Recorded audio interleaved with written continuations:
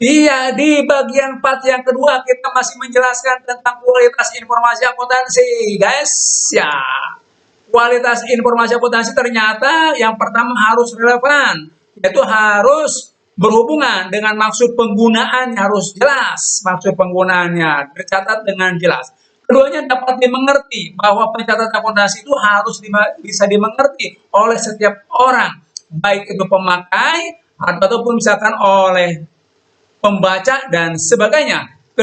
Ketiganya harus daya uji, accountable, ya harus betul-betul bisa diuji, harus kebenarannya. Metodenya juga harus jelas dan harus sama.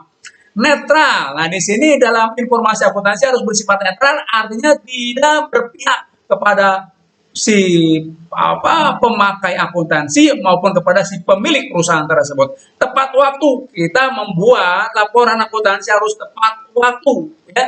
Daya bandingnya jelas. Jadi ada daya banding, kita bandingkan antara laporan yang sekarang dengan tahun yang lalu dan sebagainya. Lengkap juga disampaikan, tidak ada sesuatu yang disembunyikan di dalam informasi akuntansi. Berikutnya adalah prinsip akuntansi, konsep dasar laporan keuangan dan standar akuntansi.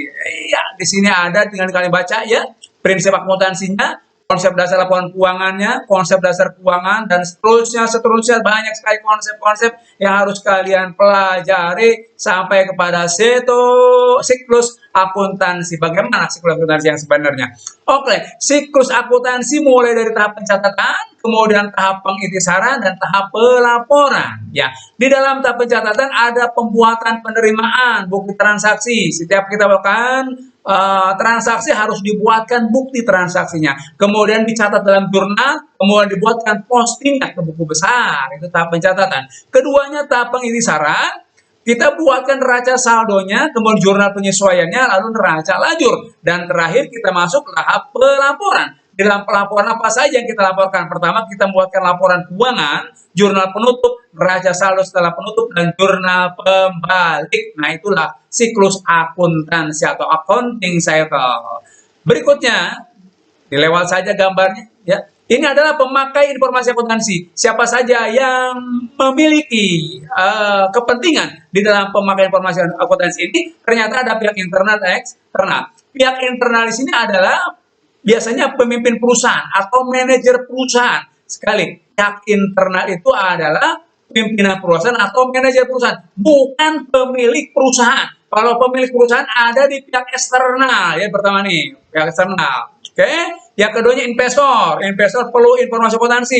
Mereka supaya yakin bahwa usahanya itu berjalan, ya, pada saat mereka menanamkan modalnya pada perusahaan tersebut. Karyawan juga ternyata perlu, ya. Bapak Ibu, karyawan perlu mendapatkan informasi nanti supaya kita sebagai karyawan mengetahui bahwa perkembangan perusahaan kita capek kerja, tapi kita tidak tahu perusahaan sedang bangkrut atau sedang untung. Ya, mudah-mudahan kalau sedang untung kita akan mendapatkan bonus dari perusahaan, dari bos kita. Empatnya kreditor, pemasok, pelanggan, pemerintah dan masyarakat itu semua adalah pihak yang memerlukan informasi akuntansi. Enamnya adalah profesi akuntansi. Apa saja di profesi akuntansi? Ada akuntan internal, akuntan publik, akuntan pemerintah, akuntan pendidik. Nah, seperti Bapak, akuntan pendidik. Lalu, tujuhnya bidang akuntansi. Ada akuntansi keuangan, ada akuntansi pemeriksaan, ada akuntansi biaya, akuntansi manajemen, akuntansi perpajakan, akuntansi anggaran, akuntansi pendidikan, akuntansi pemerintah, dan akuntansi sosial.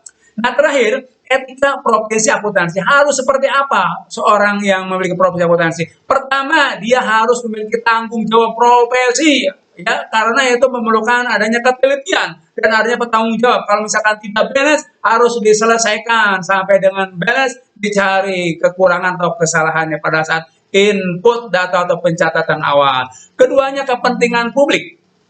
Kita harus bisa mendahulukan kepentingan publik dalam pencatatan informasi akuntansi, ya, untuk menjaga kepercayaan, ya.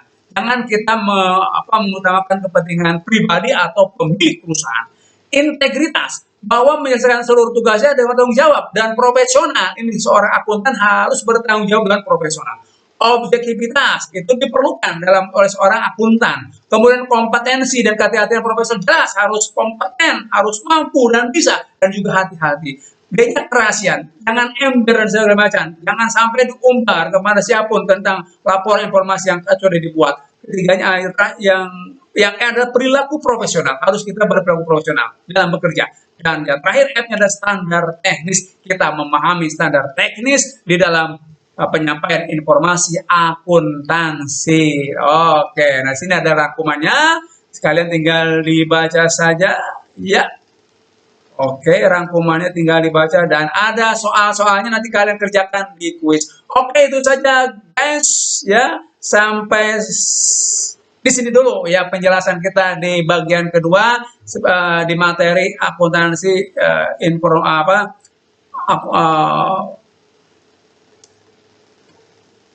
pemakai informasi akuntansi.